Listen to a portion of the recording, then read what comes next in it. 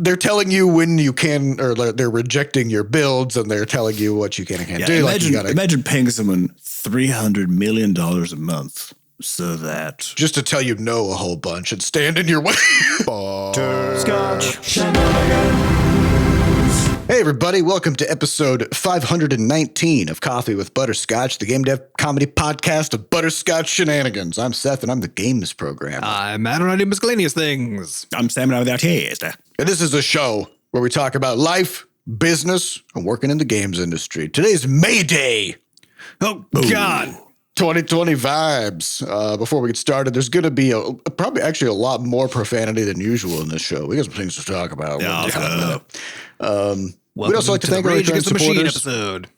Yeah, we'd like to thank our recurring supporters over at moneygrab.bscotch.net as well. Thank you so much for your monthly donations to help keep the podcast going. So internally in the studio, we're cooking on patch 1.1. It's going through localization, and it's pretty much wrapped. We got one final little thing to kind of take a look at before we set it loose into the wild. But we've talked about it quite a lot, and so I think we'll just instead we're going to talk a little bit about, well, not the world, but the industry, the games industry. Yeah, let's zoom out. We've been zoomed in for too long. Okay, looking at our own little tiny problems. Let's go. Let's wheel it back. So we can start with one that is still one of our problems if we want to. This is us sort of out, this is us sort of interacting with the broader industry. So yeah, so as Adam said, this will be a little bit of our Rage Against the Machine episode. We got a couple of bones. Yep. That we got to pick. Okay. So let's talk about Steam Deck. Yep. Yeah. All right. So we have been testing Crashlands 2 on Steam Deck for years. We got Steam Decks pretty much as soon as we could. Yep. And our QA team had been testing Crashlands 2 on Steam Deck all throughout development. We got the game out, and we were not Steam Deck verified. We've been working on that process, but we had people making videos about the game on Steam Deck, people talking to us about how great the game runs on Steam Deck. We did a bunch of optimizations to make it run better on Steam Deck. I saw exactly one complaint about Steam Deck, which was somebody saying that their frame rate was only 57 FPS. For a moment, it went down to 52 FPS. Yeah, and so they downvoted us on that one, but so unplayable. Okay. So all right. I'll acknowledge it's not perfect. Yeah, nothing is, baby. It's not perfect, but it's pretty good. And I did the interview with Scott Johnson on the Core podcast, and he was like, "Oh man, I've been playing Crashlands 2. I've been playing on Steam Deck. It plays so good. It's so perfect." I was like, I know, because we did that. We worked hard on that on purpose. So we've been trying to get Steam Deck verified, and we cannot. So here's, and I will spell out the deal here. So all the stores, right, all of them have some kind of review process, right? And depending on which store it is, they're more hands-on or more nitpicky, or you have to do it more often, right, than others. So Steam classically has been the case that basically you get your game through review once. And that's largely them being like, is it a virus? Yeah, it's not even is it a virus or porn? Because if it's porn, they're like, yeah, it's fine. So there's not a lot of reasons you get rejected at that stage unless there's sort of almost like config issues. You know what I mean? It's not a big deal. So that's almost more just like a stamp that you're not putting some weird shit in there. And then they don't review your builds after that. Yeah, okay? Because they're we don't want to deal with every single time everybody publishes an update that we have to now go through a review process, which all the other stores do. At least even Google Play does a cursory one, right? Now, theirs is extremely fast, probably fully automated, but everybody else is slow as balls. They're just so slow, and they do it for every update, which is just an enormous expenditure of resources for very little gain. This also produces a bunch of downstream consequences, on the dev side, because you have to wait. So there's part of the reason why we didn't launch Crashlands 2 onto consoles at a start was just because the process of going through even just Apple review is annoying. There's a lot of nitpicky nonsense that you can get hung up on. But even when we don't, it still takes a whole day to go from we submitted a build and now we can publish perfectly. But then if you're looking at consoles, it's the same deal again, where they even on Switch, you'll get reviewed for every update you do. On Xbox, they've gotten much better about it, so it's closer to something like Steam, where it's a bigger initial one, I think, and then smaller delays basically for your later ones. But even so, you're looking at a day or two delay versus just being able to like fucking send it when you want to send it. Yeah. Right? So if you're a player and you're like, I just found this like game breaking bug, and then like 5 days go by before the patch gets in your hand. Even though it's been done. A big part, yeah, it's probably the case that bug was fixed within like 12 hours. And then there's just this long process of the platform allowing the developer to give you the patch. Right. So and there's no like mechanism where you can like escalate it, right? So you can have this because we had like on launch, we had one bug that still a small fraction of players were running into, but it basically put the game into like a broken state, right? And we discovered it very quickly. We had a fix, got it through our own QA, and all that takes time too, right? It's like you find an issue, triage it, confirm it, find the problem, fix it, make your builds, go through QA. All that stuff has to happen too, right? But we did all of that within a few hours. And then it was a game-breaking bug. But there was not a way for us to be like, hey, stores, it is extremely important that we get this out. Mm-hmm. All we've changed is a thing that you don't give a shit about anyway. Like it doesn't go through review, right? So importantly, they would never engage with the game enough for them to find the game breaking bug. They're not doing that. That's the thing. Right? They're going through a checklist of guidelines. Yeah. Well, so this is what I want to get to, which is that classically it's been then great on Steam in terms of just like the hands-offness, right? The trust is in the appropriate. This is why, like on Levelhead, we did early access only on Steam. Yes, and then after early access on Steam was done, that was when we fully launched on other platforms because we were able, because of that on Steam, we were able to do weekly content updates on Levelhead. Yeah, because as soon as something is in the game and tested internally, we could just deploy it right to players. And we could have done daily bug fixes, right? Like the turnaround between identifying an issue and fixing it is literally how long it takes for us to do it. There's not a bottleneck on the Steam side. Right. So with Steam Deck, though, Steam Deck adds this little kind of badge to games that goes in 3 states. So one is unplayable. Well, there's 4 states. There's also unknown, where it stays in the. That's what by default it's unknown, and it just it's still you're allowed to play it, but Steam is like, we don't have an opinion about whether this game is like good, playable, whatever on Steam Deck. And then in the back end, and you correct me if I'm wrong, because I think you've been the one shepherding the process, but we actually submitted the game like in whatever state to be reviewed for Steam Deck by Steam specifically. Yeah. After it was out, and after hearing from players about how great they've been playing it on Steam Deck the whole time, and it's great. Yeah. So this is where we enter basically the usual bullshit of these review processes that, frankly, we've never experienced from Steam. And that has been so annoying to have it also happening now from them too. So, and I want to put this in context. In the past, we have had things happen like one of the Levelhead patches, which I can't remember if it was an update or like just a hot fix around the launch time, ended up being delayed by like 2 fucking weeks because we had a line break in some text that Nintendo didn't like. Okay, so the words Nintendo and account ended up on 2 separate lines. Again, part of the same thing is like log in with your Nintendo account to do blah. Okay, this is just split at that word account on the next line. Rejected a whole fucking build with fixes in it and new stuff, right? Okay, so there's that. Because of a sentence. Not that the sentence had the wrong words in it or used incorrect terminology. Just the line break was in a place. Just don't like it, so no one gets this fucking game. Okay, so next up, we've had stuff from Apple, right? Where it's like wobbly as hell, where randomly they'll be like, you can't do this thing that you've been doing for literally 7 years in this game. Okay, you can't do that. And doesn't go against the guidelines either. Doesn't go against the guidelines, but just we can't do it. So again, that reviewer like had a different read on the guidelines, and so then they decided that it right. Or they just had a bad day. Yeah, where they're like, hey, this button is literally 1 pixel too small, too big, or something like that. It was the padding between the padding between the text and the side of the button didn't exactly follow the requirement. It was the sign in with Apple button was right. Yeah. And so you think padding again, because these are non-issues for players in any way, shape, or form.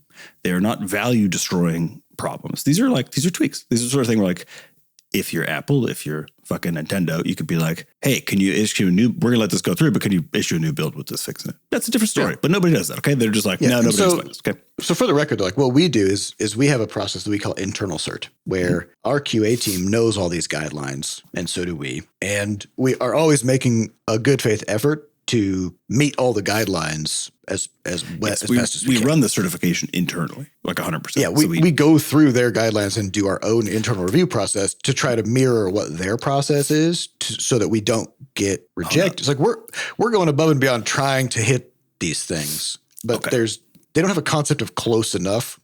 No, you know? Well, also there's the consistency. As soon as it's human reviewers reading guidelines, it starts getting crazy. Yeah, and so that's one of the biggest frustrations is how fickle it has been. Yes, it's always fickle. Yeah. So then I guess just walk us through like what was the first. So we submit our Steam Deck game, or basically we submit Crashlands 2 for Steam Deck review. The game is out. There are YouTube videos of people who do Steam Deck reviews who are like, "Wow, this is fucking great." Players loving it, fucking great. People are like, "Text is a little small sometimes." Valid.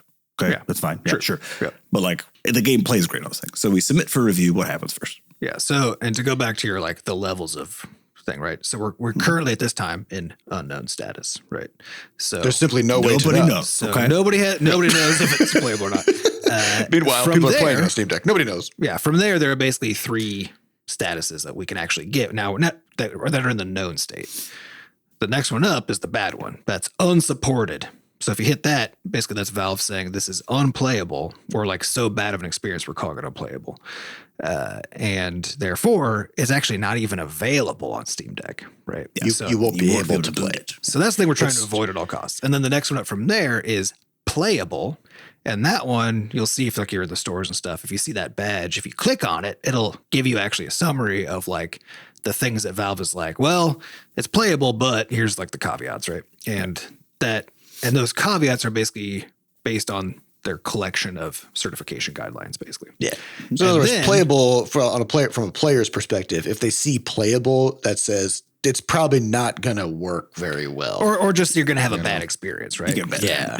And then there's verified, which basically says works on Steam Deck, but more specifically, it fully clears our list of all. It's basically saying it plays great. That's what it's saying. It plays great, right? No, well, it's not what it's actually saying. What it's actually saying is it checked all the boxes. It checks all the boxes, which is not the same thing as saying it plays great. But the way that players interpret it is that verified means this is a really good experience. Playable means this is going to be to some degree, bad experience. Yeah. So, for example, Oblivion's remake runs at 15 FPS ish on like a fucking Steam Deck and is playable.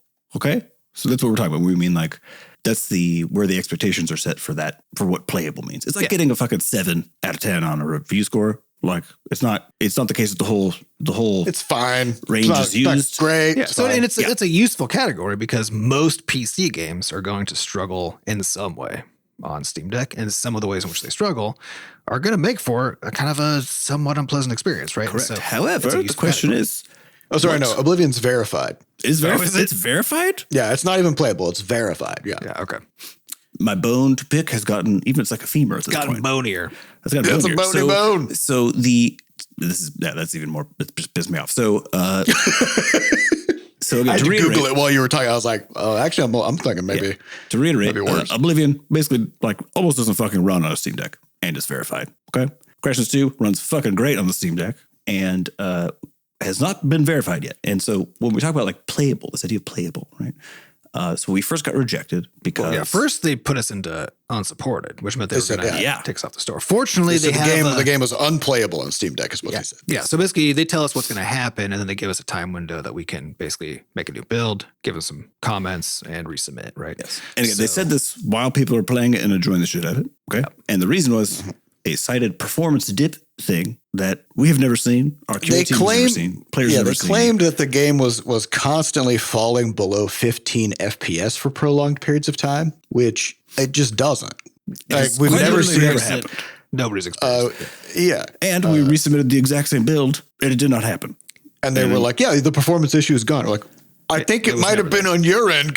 You're fucking okay. So there's that. So that's the one that would have taken us from being like one of the playable or verified to unsupported. Right? At the same time, they also failed us on a few other of the checklist items that were failing. Those prevent us from being verified, but allow us to be playable, right? And those were were things related to the glyphs that are shown on screen. So basically, like if you're using a Steam controller, which you almost always are on Steam Deck because it's built into it, right? Then is it showing the glyphs from the controller? Is it showing right trigger? Is it showing B? All that kind of stuff, right? Which it does. Which it does, right? So is it doing all of that stuff? But part of that requirement also is that you specifically don't show other glyphs, right? And from a spirit of the law thing, that totally makes sense. You don't want to be showing keyboard inputs when the user's using a controller. Yeah, that's or some weird mishmash of them, right? It's like odd. Yeah. But in our case, because we support touch input, keyboard and mouse, and controller, but can't easily differentiate between if someone has clicked something or has tapped something, right? Yeah, because taps on a screen. Yeah, so taps on a screen and clicks from an attached mouse both come to the game as mouse clicks. So we cannot tell the difference. Yeah, we don't know what you're doing. So we would just do what we do on regular Steam on PC, right? Which is just if you press a controller input, then we say, cool, you're in controller mode. That's what shows. If we capture a click or a keyboard input, then we flip it into keyboard and mouse mode. And now that's what we show, right? And so on Steam Deck, if you tap the screen somewhere, it would flip into keyboard and mouse mode, thus showing glyphs from your keyboard, right? Which, granted, it's true. It's true. As soon as you touch a controller input, it goes back away. It goes back also, again, we can't tell the fucking difference between a real click from a mouse and touch screen. So there's that. And then also a user could plug in a mouse and keyboard. Which is the wildest part. So I didn't even know you could fucking do it. I didn't know that you could plug a fucking keyboard and mouse into a Steam Deck. It might require Bluetooth, I don't know, but it fully supports it and people play it that way. So what the fuck? Okay. So then and we have players actually playing and enjoying it in keyboard mouse mode. Okay. Yeah. But now this is where it gets wrinkly for us, because now our game, which is again extremely good on a Steam Deck, working great for everybody who's playing in every form factor, whatever the fuck they want. We have to resubmit a build that does not show any of those keyboard mouse glyphs at all, ever, so that we can get verified status from Steam, or in the hopes that we can get it, which means we have to make it basically unplayable for those people who are playing. And this is because the requirements for Steam Deck, there aren't any for keyboard and mouse or touch inputs. There are only requirements for controller glyphs. And those requirements are very strict. They're basically just like, you should always be showing controller glyphs unless the user is actively using other input system that directly matches that. And so in that weird gap where we temporarily toggle you into keyboard and mouse mode, when you do not have a keyboard plugged in, they're like, this fails this because you're using a controller. But also you can have, because the Steam Deck has a controller built in, you can have a keyboard. You can have a keyboard that you're not using. The controller at all times. Yeah.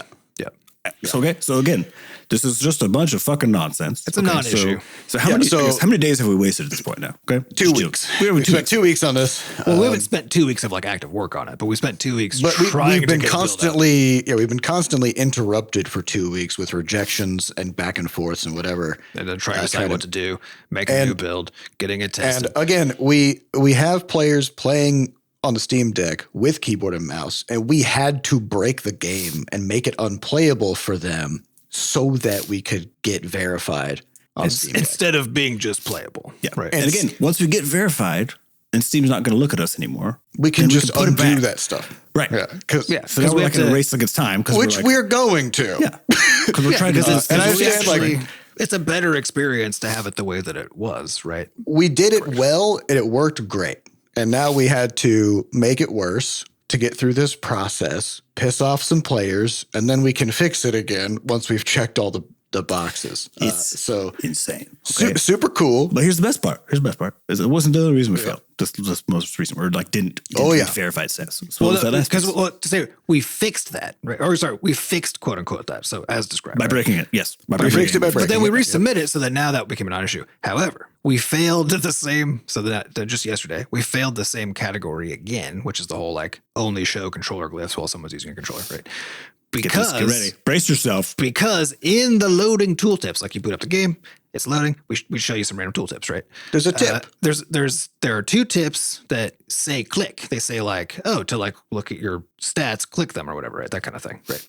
There are 2 stats or 2 messages out of 20 that show randomly that say to click something, right? It's not a mouse icon next to a thing when you're using control. It's nothing like that. It's just literally it's a tooltip or not a tooltip. Words. It's a loading tip, right? And they failed us because they saw the word click. Now, this is again, despite the fact that you could touch the screen at any point. But that's not a click sound. And you could plug in a mouse and click it too. You might have one plugged in right now. You might, like, yeah. You might at any point have a mouse plugged in. You might not use it. I don't fucking know. So we got rejected again. We're still not verified because we used the word click on the loading screen tip. Yep. And there was another thing there was the one category they've been repeatedly failing us on, which I'm like, this one at least I can respect the problem you're describing, which is basically that some stuff is too small. It's like yes, that's a category. Sure. I'm like, I disagree that it's fully a problem and moves us from verified. I would disagree extremely hard that it is problematic to the point of pushing the category into quote unquote. Yeah. Well, but here's the thing. Here's the thing. They have rules about how big your text has to be in pixels to be considered readable. Okay. Our text is a lot bigger than that. And they said it's unreadable and they reject it. What's going on here? The fuck is going on? So over it because again, this is like it's constantly here's the thing. Steam Deck is cool. It's not a huge thing. It's like 2% of our Steam players. Yeah. We're not doing this because we think it's gonna like make the game super successful. You know, it's not a huge money maker. Honestly, it has a negligible impact on any of us. Yeah. We're doing this for the players. Yeah. Like we want people to be able to play the game on the Steam Deck. Yeah, we think the Steam Deck is a cool platform. Yeah, and to know, like, if you have it and you look at the game, you can just be like, it plays great. You don't have to go like look up shit on YouTube or you just it's in the store. You could tell that it plays great on this thing, right? And so, we're bending over backwards here, trying to get to make this thing as perfect as possible, and we're just getting battered around by these check boxes that we are definitely meeting. And then, meanwhile, we just see game after game after game on Steam that doesn't even come close to what we're doing. It doesn't fucking run. That's the thing. It barely runs, and they're just like, "Oh yeah, check mark, green check. Let's go. This is perfect. Give me a break." Anyways, we really had to get that out of our system because it's been a week. It's been 2 weeks. Now that we're done rigging the Steam machine. Next. Who's next? All right. So there's some news about. We'll go through some of the simpler things going on in the industry. So one is just that Xbox has announced that they're raising prices on everything. So except for Game Pass. Basically $100 extra on all their consoles. I think one of their lower end consoles is like an $80 increase. So like an Xbox Series X will be $600. That's like a 20% increase kind of across the board. Up from 500. Yeah. More or less. Yeah. And then first party titles, they're going to be upping to $80. Mm-hmm. So, people are talking too about like, there's like a rumor that Grand Theft Auto 6 is going to be $100, and everybody's going like, that's not confirmed, but that's just something that people are starting to like brace themselves for, Mm-hmm. Honestly, it could be. They could probably charge almost any price for that. They could charge 200 and it would sell the same number of copies. But also it's interesting because it's like they've had like 4,000 people working on it for like 5 years or something like that, or 7 or whatever. I think it would actually be sort of, if you look at what it is and sort of divorce it from the context of the industry's pricing. And if you told someone you only had to pay $60 to enjoy that, or 80, honestly, or 80, you'd be like, it's like what? Yeah, I just went to the movies for the first time in a year probably. It was like $60 for and two it tickets was like it was so expensive for and it was the movie centers, fucking amazing, really really good, great experience, right? But it was this great experience that was one of the shortest kinds of great experiences you can have, shorter than reading a novel, shorter than like almost anything, right? From this whole like, I don't believe in the whole like the value is in how long it takes kind of a thing, right? But now there's you take like there, there's nuance there, but take Grand Theft Auto 6, right? Which is going to be a simulation of basically the universe, right? Yeah. With story after story of complex content that people designed, that thousands of people worked their entire lives for fucking 6 years or whatever, right?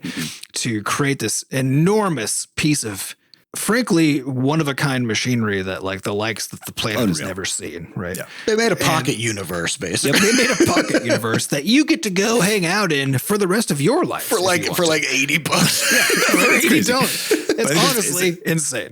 Yeah, there's a note here which is like, so broadly, and on the dev side, we all know, of course, because we experience the cost of making these things daily, that the gulf between the cost of making them and what players pay for them and are even willing to pay because of just how the industry is shaped is sort of a bit of comedy, right? And it's not gotten any better, right? Because inflation. So like if you were to inflation adjust prices from the fucking 90s, games would be way more expensive than they are now. Games Like, were way $60 when I was in college, which was 20 years ago. They were also $60 when we were kids. Yeah. Yeah, I remember driving to they've Comp basically USA. stayed the same. I think if every new game came out at $80, what would that be? Oh, it'd still be under. 0.1% inflation. You know, and here's the thing. I'm not suggesting that game prices should go up. No. I'm just Because suggesting honestly, wages have not, right? So in terms of I'm suggesting it's insane that they haven't. Yeah. In any that they haven't already. You know, like in any other kind of a market. And so what I think is happening is like there was a shift from physical to digital, which meant that charging the same price just let you keep more margin because like developers and publishers could take home more if they didn't have to spend a bunch of money on shipping and printing and all that stuff, right? So there was a time where it made sense that as that transition was happening, game prices stayed the same because costs went down and the market grew, right? Yeah. So like you could distribute to way more people through things like Steam or when the consoles started getting their digital shops, it became easier to distribute, easier to produce, blah, blah, blah. But since then, once every game started coming out digitally, which probably happened by like 2012, I would say, then prices really had no reason to not start to creep up, but they just didn't. Well, I think there actually is an interesting note there, which is that so when you talk about kind of fixed cost margins, back when it was physical goods, the actual like take home margin that the studio who made the game would take home is, on the order of probably 30% or something. I can't remember. There's some numbers there where it's like it was less. It's not good. You know what I mean? Like it's like a really hard industry for all because there's 50 middlemen between you and the customer, each one taking 50 cents out, right. or whatever. So basically what you're getting at is like, okay, yeah. So we've shifted the business structure such that all of those people taking money out have been removed. So now it's basically developer, maybe a publisher, and then the platform. But here's the thing. Players get really mad at developers for raising prices. The place where the margin has not moved is the platform fee. Doesn't 30%. matter. Fucking, yeah. They're always taking 30%. Across the board. Okay. So we've talked about this before. If you reduce that by like 10%, even on something like Steam on the platform side, it results in a disproportionate boon on the development side, right? In terms of how much more money we get. So that's actually the place to be. If you want to be upset about like where prices are going and stuff, the middleman sort of like taking a piece of the pie when they already have billions of dollars is the platforms at this point, right? So everyone else has to just deal with the fact that no matter what you do, if you make a multi-million-dollar game, the platform takes multiple millions of those dollars that you made, okay? And again, yes, provide access to, and even worse stuff. on the low level. Like if you're a hobbyist game dev or trying to break into doing it as a business or whatever, launch a game. Let's say you do like honestly well for a first indie game on Steam and make $10,000. 3,000 of that, gone. Goes like, and the difference to you between $10,000 and $7,000, right? That $3,000 gap. Well, and then another third goes away to taxes. Yeah. Oh yeah, and that's pre-taxes, right?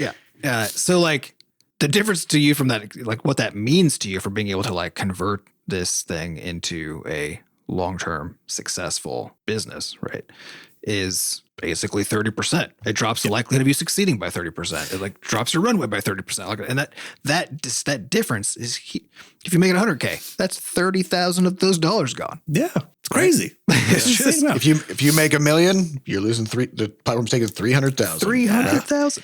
Which it reminds me of like if you're at a restaurant, right? Like if you order a $5 bottle of wine or a $5,000 bottle of wine, the wait staff doesn't do anything different. They walk over to where the wine is, they grab a bottle, they bring it to you, right? But you're now tipping based on the value of what they brought to you, not on what they did, right? And so, so when it comes to like the platforms, it works the same, which is whether you are selling 100 copies and making $1,000, or selling 100,000 copies and making $1 million. Whether your success comes from the platform pushing your game, or whether it's all from you pushing your game outside of the platform. Yeah, they're doing nothing different in any scenario. And they're always taking the same cut, which means the better you do, the more they take, without any divergence on their end of what it is they're doing. I think you basically we're in the to me like the final place for this, which is like, if the only place where you could get like essentially a reprieve on where prices could be allowed to go down in the same way that as you transitioned from physical to digital, you had a reduction in how much stuff was just sort of eaten up by the process of distributing a game. The only place for that now is like the platform level. And what's weird about it is the difference on the physical side is like literally very hard problem to solve, changing all of those things out. On the platform side, quite literally, it's changing a number on their back end. Just take less money. Yep. Which is, again, you can ask people to do that because they fucking won't. But like at the same time, kind of a different ballgame, right? Where it's like there's no technological gap here. There's no nothing. And again, they're making billions of dollars. Whatever. So anyways, like when we're talking about these rising prices and stuff, I think it's funny because like the focus from the gamer side is always at getting mad at like fucking Rockstar, getting mad at Nintendo, like everybody who's setting the prices of the game. Well, Nintendo, of course, doesn't take a 30% of their own. Well, if they do, they just put it back in their own pocket. Like that's what I mean. Like Nintendo gets to have, and this is the other thing about first party titles that makes me also crazy, right? Is that first party titles on the platforms just get to have 40% more money because you do the inverse. There is no cut. There is no cut, right? And so they think about the difference that makes, right? It's a huge fucking difference, right? Enormous, and it's like the competitive advantage of that is insane. So huge. Well, for them, it's a tripling, right? Of like normally they would take home a third of the money. Now they take home all of the money, right? So so first party titles are triple value for them relative to third party titles. That's also why they're prioritized on the stores above everything else, right? Yeah. So again, like there's just all that. And Microsoft announced that their services revenue is up. Their hardware sales have been going down I think they reported last quarter.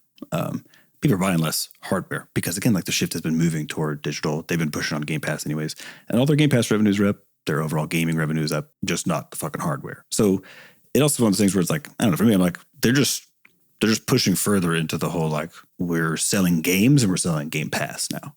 Like, this is the vibe.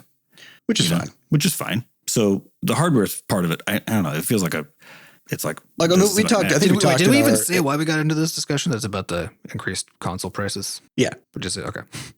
We talked about those we talked about the prices being there. Yeah. The prices. Okay.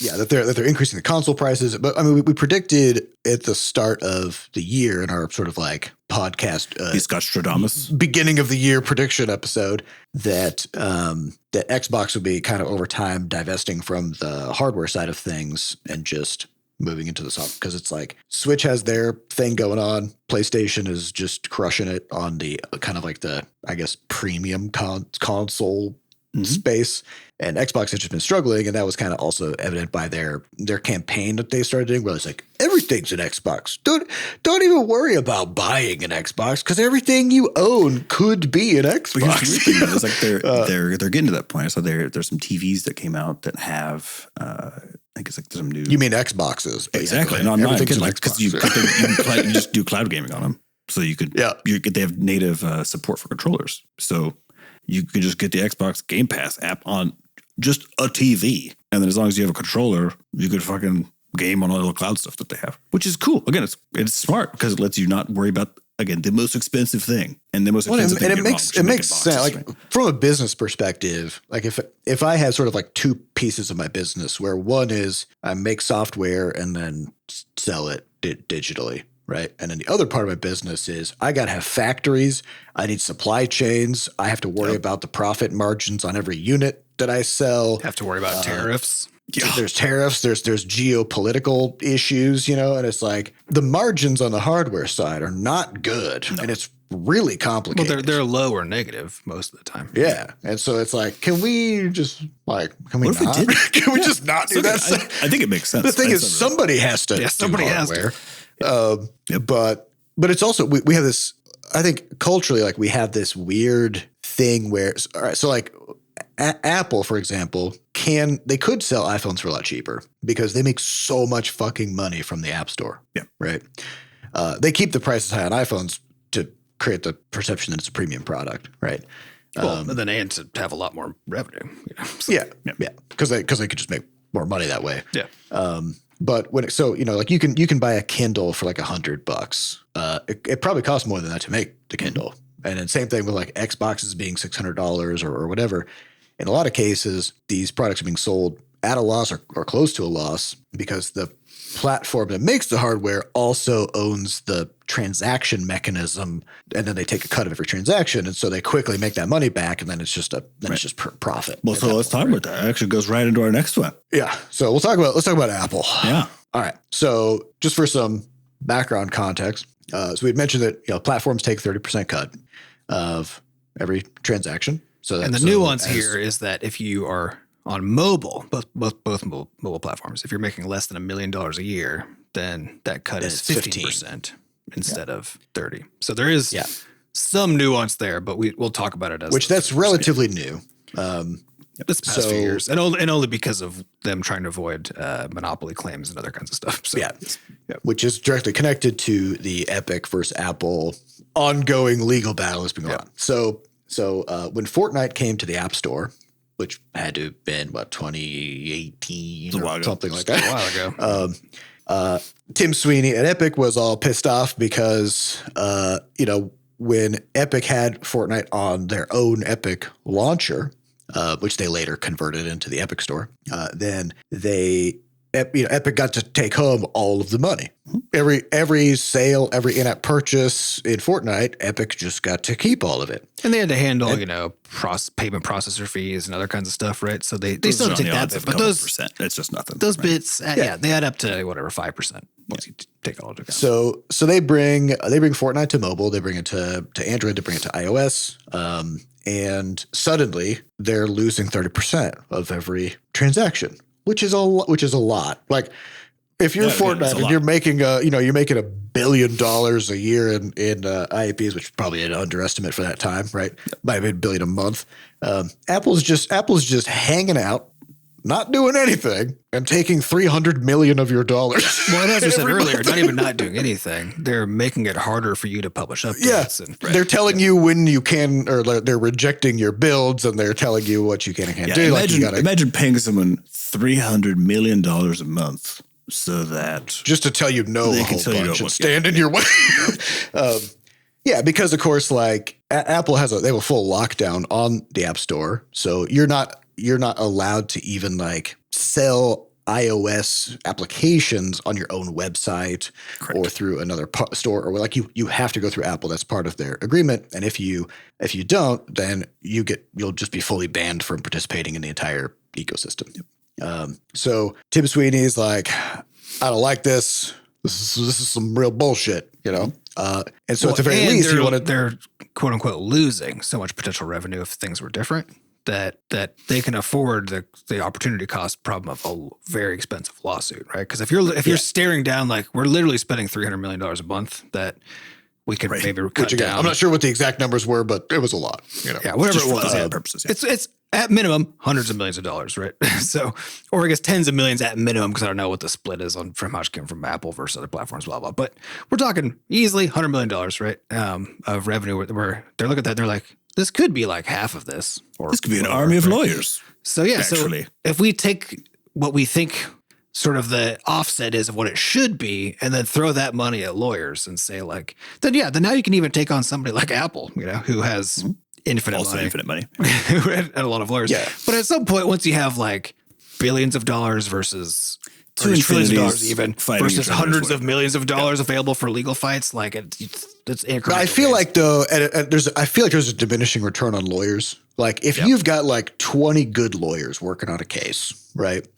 I feel like adding another 20 probably isn't going to take it further, right? So like there's got to be a point where like just because a company has $200 billion in the bank of cash that they could just burn on legal fees, if you've got $1 billion, Yeah, it's probably actually you might actually be evenly matched in terms of lawyer power. Yeah, if it was us versus Epic or us versus Apple, we're fucked. Like, we can't do anything.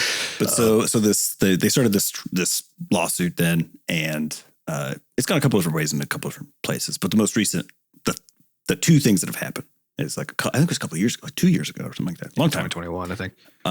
They got a ruling from a judge who basically said that, Apple cannot disallow your ability to send a player or send a user on an app on the App Store to a third-party payment processor outside of the application. So because what Epic wanted was to say, we'll increase the prices for players to compensate for the 30% cut if they're buying through the app, and then we'll just tell them, if you want to pay the normal price, you can buy them through our website. Yeah, right. Yeah, I think it was like something where they framed it so it was very clearly a like the customers. There was like an Apple surcharge, right? Which is also, just as a side note, like Amazon is doing, or they announced they're starting to do this with like the tariffs, right? Where like if you're buying something that's going to have tariffs on it, they're going to show that. They're going to show like a percentage increase attributed to tariff costs, right? So it's like, so it's like if somebody's saying, hey, we're going to like take a huge chunk of your money, and then you just, if you are passing that on to the customer and you just show it to them, you're like, it's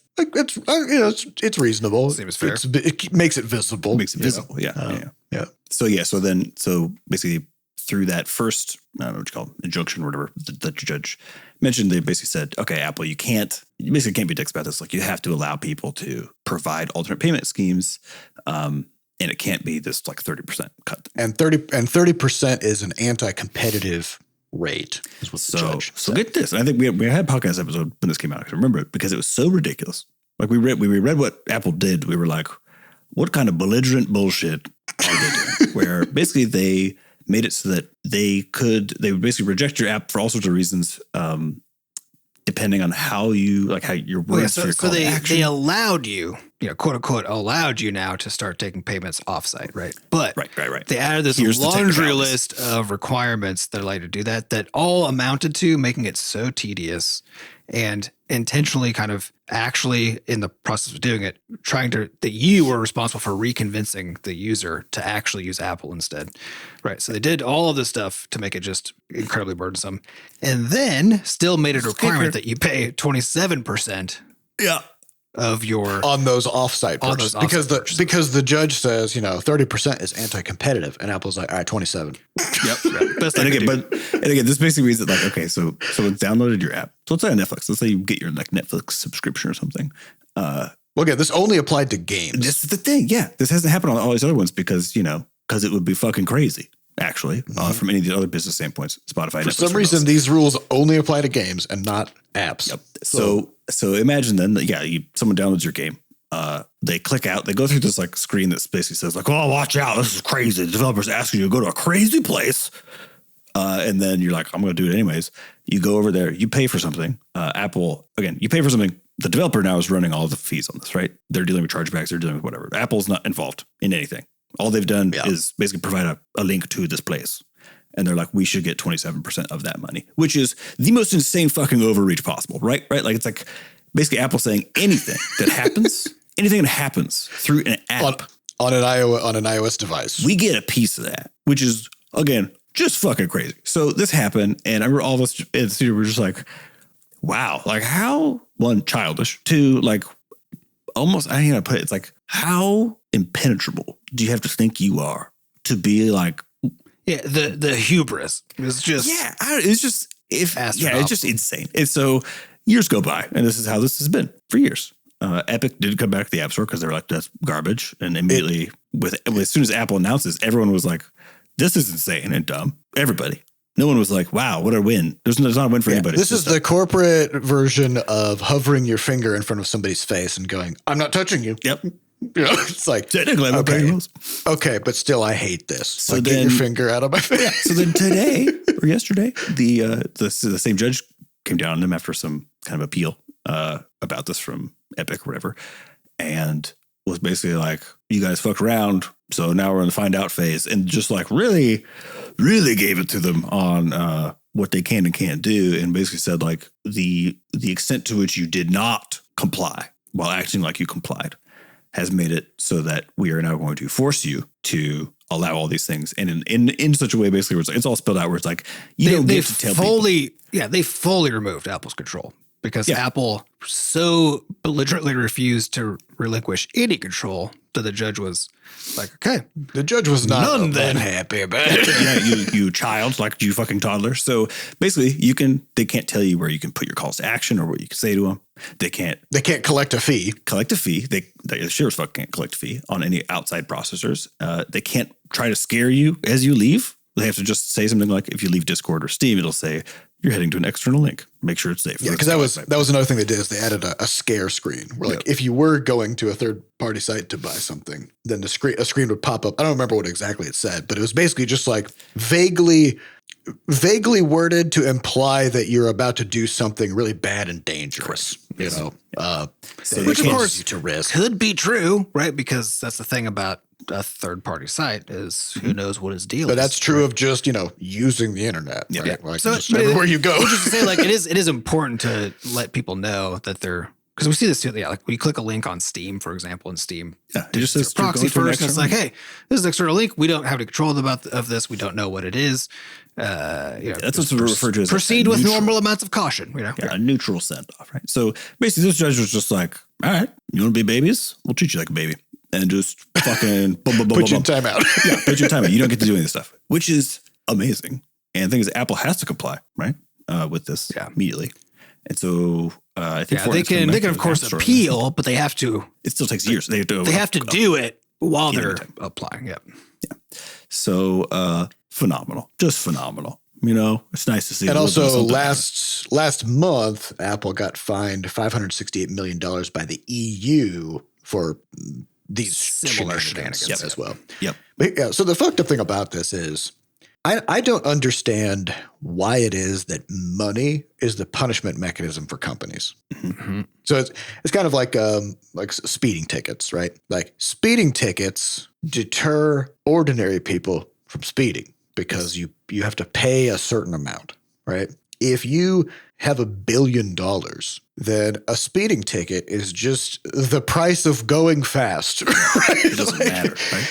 It doesn't stop you from doing anything. And I was actually reading a while back that I think around one of Jeff Bezos' mansions, he has this like 30-foot tall like wall, basically, that violates all city ordinances. And he just pays monthly fines to have this like fortress wall. Because again, like if money is the punishment, then it doesn't apply to rich people. Then the law only affects people who don't have much money. And so like $568 million constantly raising that fucking tax, because it would only apply to him. I hope they just constantly raise it. Yeah, but it's like the punishment for a corporation should always be injunctions. That's it, right? Because if like you could. Apple gets fined $568 million. Last I checked, they had a couple of years ago, even like 80 or 100 billion in cash. Like you could have fined them, you could have fined them $50 billion and they'd be fine. Yeah. They would have felt that though. They would have felt it. I think the nice thing is about like these EU fines are at least like respectable, $500 billion is a lot, still a lot. It's not, it is, as you're saying, the cost of doing business, but it's a high cost. It's $568 million is a rounding error for Apple. They will not notice at all that money's gone, right? So, but the problem is it sets precedent for them to actually get bigger and bigger fines, right? Which is the kind of the nice thing happening. Well, and I believe that the EU, like if Apple continues to not comply, we'll basically just be like, all right, let's find ways to make the fines bigger, right? Like that kind of stuff, right? So they'll keep on doing that. So like that's. I think Apple's that's gonna make Apple blink, right? It's a high enough initial figure, and is that signal that like, this is gonna keep happening, and the cost of us doing business in this way is going to keep going up in ways that actually impact our margins. Right. So I think there's just been a lot of that stuff happening, like platform level stuff in the industry this past week. And these folks are getting pretty big for their britches. Yeah. I mean, I don't know. It's one of those things where it's like, it is wild when you start like slicing and dicing all the numbers on this stuff. And, just having launched a game recently, we're in a position where like we discussed, the success has been good. It's not been like we're just instant retirement level. It's been good enough that we want to keep on working on the game, keep on improving it, wait for sales and that sort of thing. But like, it is always wild spending, in our case, like 5 years of our like team's lives making a thing. And then having someone just take 30% of that out of the game. I don't know. It's just like, it's just the difference is enormous. Cause we were looking at Steve's back end and be like, okay, so how are we doing? Cause I was doing some number crunching the first like 10 days, and you see like the gross amount. You see the gross and the net, but the net is not what we get. It's not the net is like you take into account taxes, chargebacks, and refunds and all this stuff, right? And that adds up to a very significant fraction of your gross sales, right? Because like for any given game on Steam, roughly like 10% is like I think the average refund rate or something like that, right? And so that stuff adds up significantly. So then you're like, okay, so you're looking at gross down to net, and you're like, ooh, that hurt, but like fair, that wasn't money we actually could get. That doesn't even make it, and then you're looking at net and you're like, oh yeah, we're doing like really well. Like I feel like the number looks big, looks really good. And you're like, wait a second, our take home is 70% of that. And then you take that 70% and you're like, oh boy, that's fucking stung. And it takes you from like, cause I felt this when we had it as we were looking at those numbers, and I was like, oh, that's actually like a really comfortable runway, right? For us to like be doing the next steps and stuff. But you shut a third off and you're like, well, I'm not comfortable anymore. The moment your runway drops by a third, right? Yeah, I mean, easy math. Like if you made enough sales to extend your studio's runway by 3 years after the cut, it's 2. Yeah. That's a year. Yeah. That's a year off, right? Yeah. So like the difference is enormous. Like, damn, dude, it's a huge cut. There's actually, I mean, there's a term for this, which is chokepoint capitalism, which there's a whole book about it. But it's the idea that like what all these businesses are trying to do, and a lot of new businesses as well. Like this is why there's so much rush for AI. Like who's going to be the first one, to actually like figure out how to make a marketable AI product, right? Is to have a business model where you insert yourself as the sole gatekeeper between producers and customers, right? So if you're Amazon, then it's like whenever people buy just stuff, they'll go there first, and it creates this insane amount of leverage for the platform. Where once they have a certain market share, so I think what is Steam at, like 90-something% of the PC it is almost games market. So like if you're a developer and you're like, well, I don't like how this company operates or whatever, so I'm going to go to an alternative. I'm going to go to GOG. You can't, because you'll make less than 1/10 of the money, right? If that. And so, well, then you get this kind of weird argument on the platform side, which is they're like, well, we enable you to make all the money that you're making, right? Yeah. Which is true. Which is true. That's also how like roads work, for taking like, roads like, enable us to take goods from one place to the other. But like if tomorrow Steam said, hey, we're going to take 70% now instead of 30%. Yeah. It would still be the only place you could go to sell your games, and you would just have to accept it. Like, there's absolutely nothing you could do about it. There would be lawsuits, but even if like, they said, we saw, like this Apple stuff started 5 years ago, right? Even if they said actually like 33%, I feel like we've been if they just improving started the store creeping a lot. it up. I feel like it's worth it, And Steam does improve the store a lot. It's a great store, They do. But the question is like, should they get paid 30%? Yeah, I mean, because the other question is, how many yachts does Gabe have? Yeah. So it's just does he need that many yachts? I don't think so. The whole thing gets a little silly at certain scales. You know what I mean? Well, it also comes down to like every platform is self-protective, right? To varying degrees, and like one of the things that's always been a struggle for us is our cross game stuff with Rumpus, being able to do cross-platform achievements, cross-platform saves. And when I say it's a struggle, I don't mean that internally. Like it's easy for us to do. We've got it. It's in the games. It's all hooked up. It works. But it's always a problem. Like when we come to a platform, they really, really hate that we are even mentioning other platforms. Yeah, I do want to be very clear about this. Cross-play, like in a multiplayer context or cross like save progression, is easier to do than what is often required, because that's how things work by default. It's just how the internet fucking works, right? Like if you have a game that connects to servers and people can play together. Whether just to sync files like a save or whether to multiplayer. Multiplayer stuff. Like that's just a regular internet connection that you're performing. Servers don't care who's talking. Servers don't care. Yeah, it's the same data in all scenarios. So whenever you see a game that's like, oh, like it now has crossplay, like it always could have had crossplay. It actually starts having crossplay, right? That's like by definition, when you hit multiplayer up, you can just connect shit to it. It's fine. It doesn't have it in like a platform sense because the platforms don't allow it because the platform told the developer to do more work to disable crossplay for their players.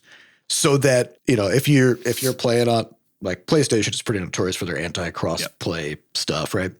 And so like what they want is you get a new game on your PlayStation, you're playing, you're having a good time, and then you go to your friend and you're like, hey, you should get this game so we can play together. And then for whatever reason, Sony thinks that conversation will now turn into that person going, oh, well, I don't have a PlayStation, so I'll just go buy one.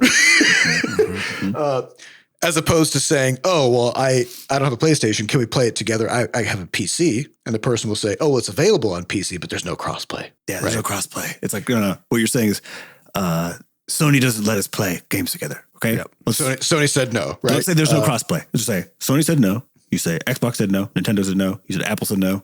That's the reality. Somebody said no. Somebody said no, not the developer. There's one exception to this rule, which is if the platform itself has some kind of like platform specific built-in like multiplayer system, right? Yeah. Correct. Yeah. And the easy light version of that is like a platform's specific achievement system that lives on the platform, meted by the platform, like all that kind of stuff, right? You can't meaningfully talk to it from another system. That's of course not actually true because like there's nothing stopping me from being like, oh yeah, here's a PlayStation login on the Steam game. So you can log in to the game even though you're on Steam via your PlayStation account. There's nothing Helldivers flashbacks. Yeah, there's nothing technically preventing that from happening, and we can do it, but there are games that do it, right? And once you have that, there's again nothing stopping you from like being like, well, you logged into your PlayStation account on the Steam game. Once we've done that, we have everything we need to then update your PlayStation achievements at the same time we do, right? That's also blocked by PlayStation. Yep. They don't let you do it. It's again technically possible. It's no harder than being able to do it while you're on PlayStation. It's harder to block it. Yeah. Like this is something on the core podcast that I was on with Scott Johnson, and he was asking me, we were talking about some of this cross-platform stuff, and he was asking me like, how difficult is it to do that? And I was like, there's nothing, you don't do anything. Like you don't do anything to enable crossplay. You do stuff to disable crossplay because it's just the internet. Well, it's also it's the same program. It's the same internet. It's the same tubes, right? Yeah. The hard thing add a valve to turn it off. Actual cross-platform stuff is just getting it onto the platform, dealing with form factor in a way that let you. So if you're on an Xbox or PlayStation, it's launching the game onto that device. That's the hard thing. But you could just like the cross-play or cross-save. It would just be there working once you got the fucking game running. The device-specific stuff is about like making it so the game can talk to your server on the platform, right? Yeah. Once it can do that, everything's the same now, right? It doesn't make any difference. But I think the other part of this too is like that people don't realize is we've had a handful of people get really confused about logging into Crashlands 2 on Steam because you log into it so you can do crossplay, right? And a bunch of people who already had Rumpus accounts, but they hadn't used it for a few years, whatever, and somehow managed to not read any of the text or buttons that were shown to them and just like, which say, hey, you're creating a new account. Are you sure you want to do this? If you already have an account, you should instead go log into that one. And then but somehow a few people managed to still create new accounts instead of logging into their old ones. But the main reason this is even a problem is because we are not allowed on most platforms to just have a Rumpus sign in where you like use your email or use a username from Rumpus or whatever. If we have ours on there, on most platforms, we also have to have the platform's login. So we have to have. Yeah. So we're literally not allowed to have a simple sign-in process. Yeah. Just like how we're not allowed. Just like how we're not allowed to have the game be playable on Steam Deck for people using a keyboard and mouse. You know what? I'm gonna throw this in there too. Pisses me what do you got? Let's go. You're not allowed to you're not allowed to collect players' email addresses on some platforms. On most fucking platforms. That person who was mad for that, because they tried to log in with Steam, which is a slick experience. It's all in app, just like log in with Steam. Just click the button, whatever's done. And now you've got an account with us that you can log into on our website via Steam also, right? And so on, right? But the person who ended up with this extra account was mad because he was like, this should have just automatically connected to my existing account. And I was like, fucking wish that it could, but Steam doesn't share user email addresses with us, even in an opt-in way, because I get that there's a privacy issue there and people shouldn't have if they don't want to. It's not even we don't know your email address. Yeah, we just have a Steam account without an email address, and we have your other account that has an email address, but there's no data connecting the two. Yeah, and this is actually getting worse and worse now because Nintendo used to allow us to grab an email address as part of login. They do not anymore. So that's gone. But Levelhead still was doing it, but we had to kind of wean that off. And future games cannot, right? So now we can't get an email address from Nintendo, which means if we log in, if you make an account with us on via Nintendo, we can never email you anything ever again. We can't be like, hey, we've updated our privacy policy. Hey, we're terminating Rumpus, so make sure you back up your saves. We cannot communicate with you. It's literally impossible. But they also don't Steam provide never did. Because again, choke point, right? If the platform says, if you want to do anything with your customers at all, talk to them, go through us, interact with them in any way, you're doing it through us on our terms, and we're going to fucking charge you for it somehow, right? So then Steam doesn't let us do it. Steam never did. Nintendo no longer lets us do it. Apple, if I sign with Apple, they have this private email address concept, right? Which allows a user to give us basically a fake email address in essence, right? Which is a neat privacy feature, except it's app permission specific. And so the technical requirements on our side to be able to email those are really weird.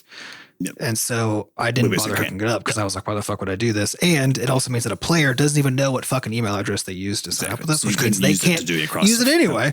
And so so we just disabled that. So basically when you log in with Apple on our games, if what we get is a private address, we just ignore it and just don't even save it, right? Yeah. So that's going away. Google Play recently, as of a year ago, I think, also changed their systems for the Google Game Services, where that no longer gives you an address.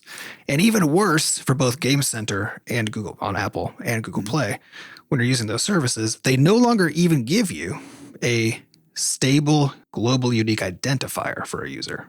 Mm-hmm. So you can't even tell whether it's the same person from one of your games to a different game or whatever. Yeah. Even on the same device. Yeah, you basically get a different ID in Crashlands 2 versus in Crashlands. Yeah, exactly. So the whole why can't you just connect these things behind the scenes thing? This is why it's literally impossible for us to do that. The wild thing is, the reason we want to be able to do this is to provide you with customer service, give you cross-game stuff, cross-platform stuff, to be able to back up your saves, and et cetera, et cetera. To deal with the fact that because there's so many games launching, and because even on Steam, with all of its discovery mechanisms, it's still very hard for people to notice anything, to allow us to talk to our player base, all of our customers who we've built up over we can send an email and say, we got a new game coming out, or whatever. And everyone's just like, no. You're not allowed to do that. Yeah, and so the fucked up thing about this is that so over it. That, for example, like Apple and Google, they're harvesting every scrap of data about you that they can, so they can advertise towards you, right? Because Apple has Apple ads, Google has Google ads, and they're doing it, and for arguably not great purposes, right? But they won't let us do it for customer service and all these other we don't want to do any of that. We just want to send you a fucking email so that or even just connect your fucking account together so that we know, so that we don't end up with all these big problems. Yeah.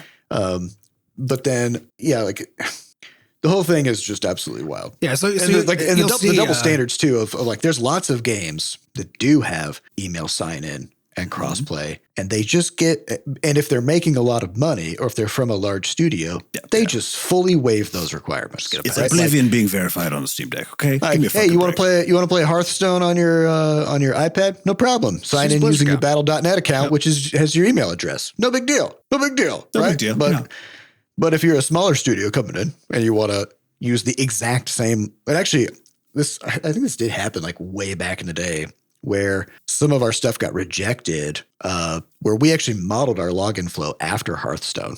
We did the exact same one. Yeah. We just did the exact same thing that Hearthstone did, and we got rejected. And then we just replied, we disputed it, and we said, well, we just modeled it after this other game that you guys just made your editor's choice game. Mm-hmm. Yeah, so this must be fine. So it's probably fine, right? And then they were just like, okay. They did get more strict about these requirements over time. So I'm not sure if they still allow Blizzard to just have a Blizzard login or what they do these days. I'm sure they do. Yeah, we'll see. We'll see. But I'm assuming it works like everything, which is if you're making fuckloads of money, there's literally no rules, right? Yep.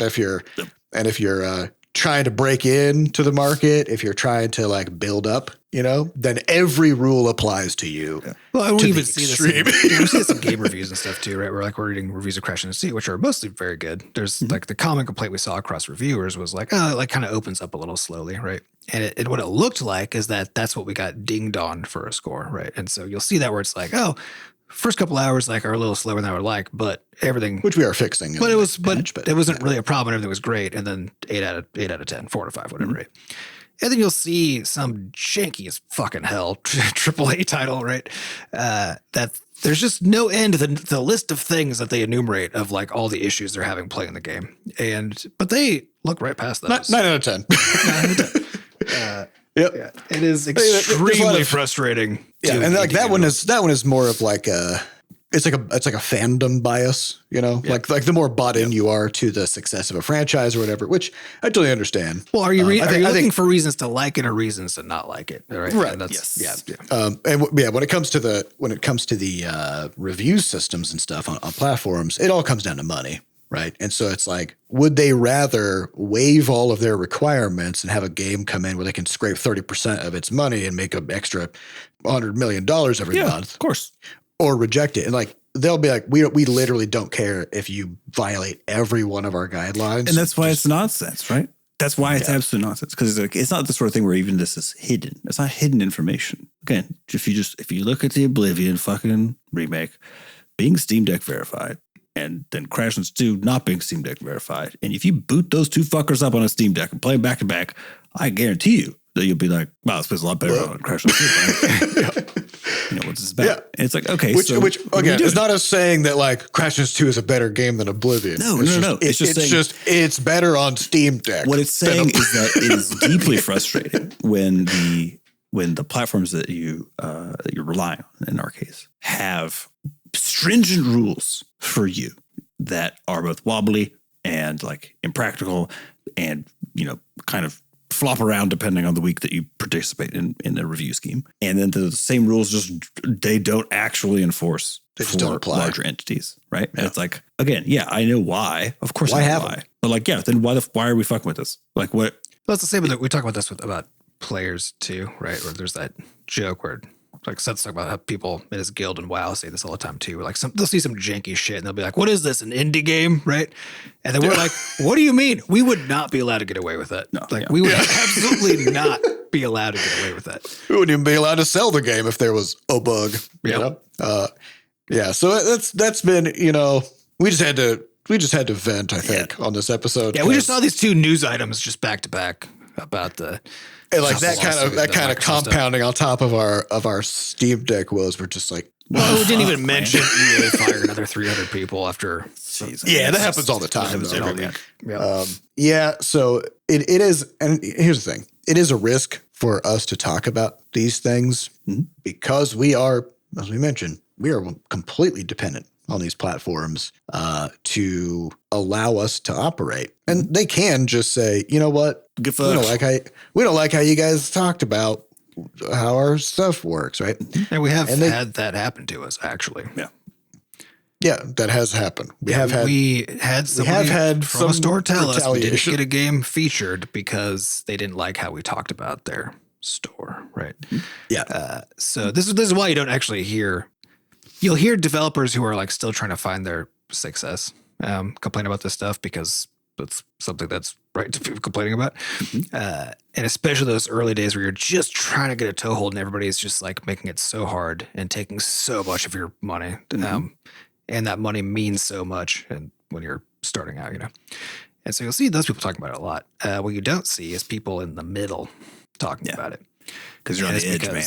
Everyone's like, well, because where we're at is like we got eight or nine full-time people, depending on time of week or month or whatever, in the studio that we're supporting.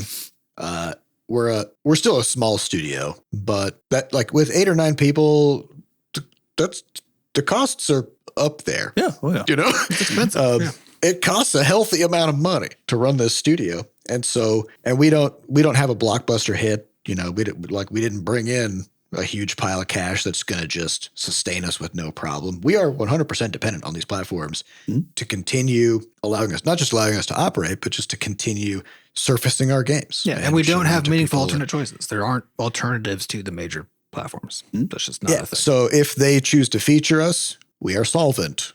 If they don't, if they choose not to, we are not, right? Yep. And so we have to have good relationships with them, and we do have a lot of good relationships with people in each of these different companies and stuff.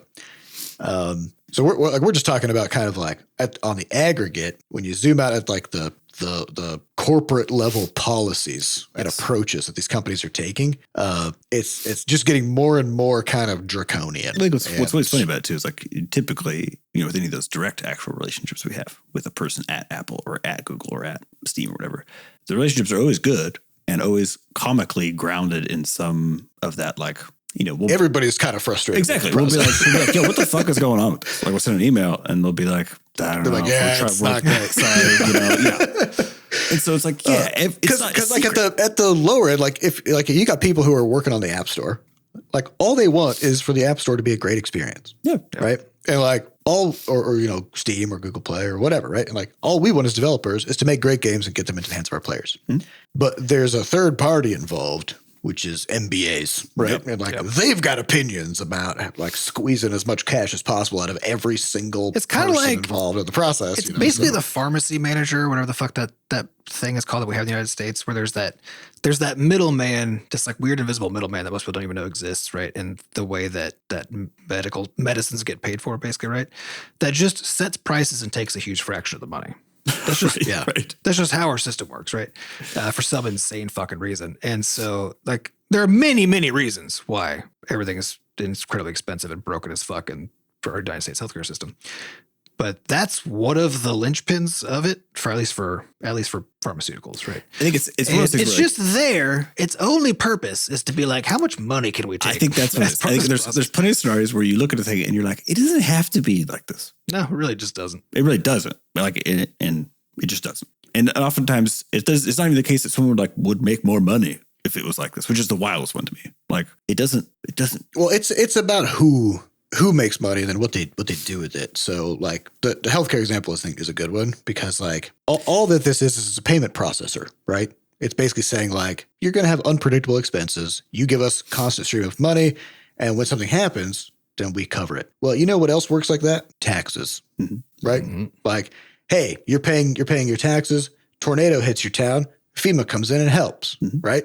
You're not paying a FEMA membership or whatever, like as a separate thing. And then like if a tornado hits your house, they don't come and check, show us your FEMA membership card or we're not going to give, I think you're talking about like actually add value. I'm thinking like in the case of the Steam Deck verification thing. Well, no, I'm saying like health insurance doesn't add value. It's just someone who ended up in the middle of the process made a lot of money from it, and then they use the money from that. Yeah, the value doesn't go back into the system, right? The value goes into stock prices. Goes out of the system. What I'm getting at with the Steam Deck verification thing, what's so funny to me about it is the fact that like, because the game works really well on the device, right? It would be to Steam's benefit to accurately fucking review it, right? To not have all this nonsense happening. So it's not even, this is what I mean where I'm like, it's just weird. I'm like, stop being weird about this thing so you can, if you want 30% of our money, okay, and you want to sell our games, like, okay, and then like you have this device that we made the game work really great on, okay, so why are you fucking taking a stick, shoving it in the spoke? Because it's not. Here's the thing. I'm not going to defend what's happening, but I understand it, which is imagine you're the person who is responsible for reviewing, because they're going to have a bunch of people who are responsible for reviewing games for this Steam Deck verification. They have their checklist of things, right? Imagine being the one who rejects Oblivion. Yeah, you can't be that person. And then needing to explain that to your supervisor or whatever. right? I guess if you say like, well, it doesn't run that well, right? And they'd be like, yeah, but everybody wants this game, so just let it through, right? And then on the flip side, imagine being that person on the bottom, who are like, you're at the bottom of the corporate ladder, you're reviewing the stuff, right? And then you let a game through and you say that it's verified, and it turns out it runs like shit, right? And like then you get a bunch of customer complaints coming in, like this said that it's verified and it keeps crashing, or it's running at 5 FPS, or it doesn't even have controller support or whatever, right? So like if you're answering to a supervisor and you're trying to deal with this process, and the supervisors are going to be applying the same standards, and you have to try to like gauge what's okay to let slide and what's not okay to let slide. I guess I'm good at it is like we're not in the extreme case of like the game sort of like somehow slipping, like in the case of Crashlands, like it runs like shit and it slipped through verification. And so now you have to like think about, do we pull it from people's devices? Like, yeah, I get all that. Of course. We've had to do that for like some Android phones and shit. Like we thought it would work on there. Didn't. Okay. Yep. It's not fun to like pull device support for a game that people have already bought. Right. But at the same time, like we're not in that camp. We're talking about like text being actually not too small, but someone apparently not able to measure shit. We're talking about like, we're not talking about that level of problem. But we are in the camp where there's not overwhelming demand for our game on Steam Deck.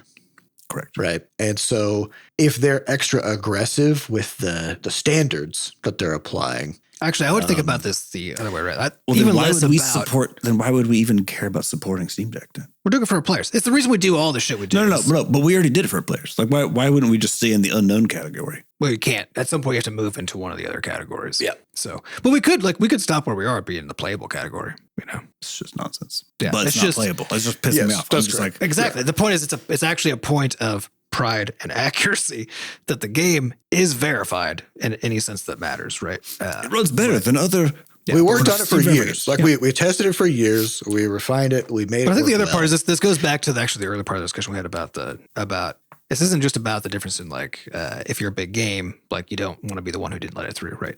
It also goes back to the thing that we're talking about how you get a free pass to have really broken, janky experiences if people want the game badly enough, right? And so if you are Steam Deck, you're trying to protect the idea that if somebody sees Steam Deck verified on a game and they've got a Steam Deck that you're trying to sell to people, that when they go pull that game down, they have a good experience, right? Yep. Because if you lose that, it's like the Nintendo seal of approval. If you lose that, then people don't trust that system anymore, and now it doesn't mean anything or do anything, right? But I guess that's the thing. Is that what you're trying to do? Because I don't think that's actually in theory, that's what you should be trying to do. And so when you're trying to do that, again, I'm not defending anything. I think what they're actually trying to do is say that, oh yeah, that big game that Shadow dropped, it's on Steam Deck. That's all. Yeah, that's what I'm saying. You know what I mean? Because it's a way of selling Steam Decks. But the reason is because if that's a janky experience on Steam Deck, despite saying Steam Deck verified, nobody is going to be upset with the Steam Deck verified thing. They're not going to take this as any relationship between. They're going to be upset with the developer. They're going to be upset with the developer and the game for not doing well enough, right? Yeah. So if you're Valve, right, you're going to be like, we want to protect the idea that verified means something, but nobody cares what anything means for a title they want badly enough. And so if every AAA title we ever launch runs like shit and we say it's Steam Deck verified because it technically runs, no one's going to be like, oh, well, this it's just the developer's problem now. Yeah, they're going to be like, this is just because they get they're running a AAA title on a Steam Deck, right? And so they have their standards are going to be very different for that experience. But if also all the other games they play are janky bad experiences, right? And it says Steam Deck verified, they'll be like, okay, so this doesn't mean anything, right? And that's just what it's like to play games. Doesn't it then just not mean anything? So why have us go through a verification process? It doesn't mean anything. That's true. Great question, Sam. It's like how money works. We all have to be bought in enough to the idea that it means something for it to have a value and work, right? And like Steam Deck verified is the same thing. If all that's happening is you say a game that is hyped enough or that has enough success is automatically Steam Deck verified, and then any other no other rules apply either. But yes, yeah, but any other game has to go through a process of nitpicking bullshit. Even if that game is paying us tens, hundreds, millions of dollars, on the back end. Mm-hmm. We will put them through a ringer of nitpicky bullshit. Yep. To be more specific about exactly how it runs. Then why are we even doing this? Just They should just have another category, which is just generates lots of revenue as like an independent category. And that's why it's in one Steam on everything Deck. else. Perfect. Or they just make it self-service like everything else, which is if we, the developers, say that it runs great on Steam Deck and it doesn't, that comes back on to us. Yeah, it absolutely does. Yeah. So let us say that. Let us make the determination. We can test it ourselves. If we end up lying about it and players have a bad time, they're going to be pissed off and they're going to give us a bunch of negative reviews. They're going to refund the game. They're going to come into our forums and our Discord and wherever else, and they're going to make it a problem for quit us. acting like it's a review system if it's fucking not. I'm just over it. Like it's not a review system. But like none of these things are review I know. It's just so fucking annoying. It's like they're all how much money you got. System. We're all just doing theater. Quit doing the theater, man. Just get out of the way. And I mean, it all kind of goes to show. I'm already giving you 30% of the money. Get the fuck out of the way. You know what I mean? And we have talked in the past about how like it's not hard when you're making software to have that software do whatever you want it to do, right? Mm-hmm. So it's easy to also have it do surprises, right? Yes. Yeah. It can do things you don't want it to do, but it can also do things you do want it to do. Which means you could, for example, submit a game to the App Store that's just a simple little arcade game or something, right? They review it, it gets through, great. Then it has some kind of a date-based switch, or maybe it checks with a server or something on boot up for players. And it turns out it's a whole different game, right? Or it's a whole different piece of software. This is what Epic did with Fortnite. This is literally what they did. Yeah. That's literally what they did. Is they didn't have off-app purchases when they could get through review, got the store alive, and then they flipped the switch and turned it back on. Yeah, right. So and then Apple pulled the game off the store, right? Yeah, or that like we got through review with an edge case bug that broke the game for a handful of players in Crashlands 2, right? The reviewers didn't catch that, of course. Which is good because they're not testers. Because you got to play the game and do a certain sequence of things or whatever. So I don't know if it's actually ever been the case that we've had stuff rejected because of actual problems with the game, whether it's like crashes or performance problems or whatever. We have always not. been No, because we have QA and stuff, right? Which is going to be true of any large company, because any company that is launching titles to actual players and stuff is going to be doing some fucking QA to make sure that it launches correctly. And again, the store review processes are not QA. That's not what they're for. They're checking against store guidelines and stuff. So everything we've had stuff caught that was like a legitimate didn't adhere to the letter of one of the rules, right? But none of those were things. Is the question. Yeah, none of those were things that actually impact player experience or are an issue. Yeah, that's what I'm saying. Is it has these reviews don't have anything to do with quality or player experience or whatever. It's about, so in the case of like, if you submit to a console and you have crossplay, right? They'll just reject it. Right. They'll be like, yeah, you're not allowed to do that. You're not allowed to have players play with each other on different platforms. Is that good for the player? No, it fucking sucks for the player. Is it good for you as a developer? Is it good for the hard because you developer? No, it's hard. Yeah. But that's their checkbox because it's a protective mechanism. And they don't care if you release a bad game or a game that runs poorly or whatever, as long as it's worse for players because they can't play with their friends. That's the box that needs to be checked, right? Among others, right? Mm-hmm. So, I mean, it's been a. I just I'm just like, quit wasting time. Just quit wasting time, you guys. Like, if you want to have stringent guidelines, okay, but as soon as you start not applying them to anybody, depending on any kind of factors, doesn't even matter, any kind of factors, then just leave us alone. Just fucking not. Just let us eat it. Make it self-service. Yeah. Make it a post hoc thing. Let players or other people like report the game and say, like, hey, this game doesn't actually follow the guidelines or, whatever, right? Like, that's fine. But it's all theater. It's all TSA. Yep. It's like take your boots and your belt off before you get on the airplane, and there you go. With the gun you're just holding in your hand that nobody noticed. Yeah. Run that thing through the X-ray machine. Put your gun through the X-ray machine. Yeah. So, all right. Well, speaking of time, let's call it there. Yep. That was a good one. I feel unburdened. Yeah. All right. Well, we'd like to thank our producers, Fat Bard and Sampa DeCoster, for putting the podcast together. And thanks to our community moderators who keep our Discord running.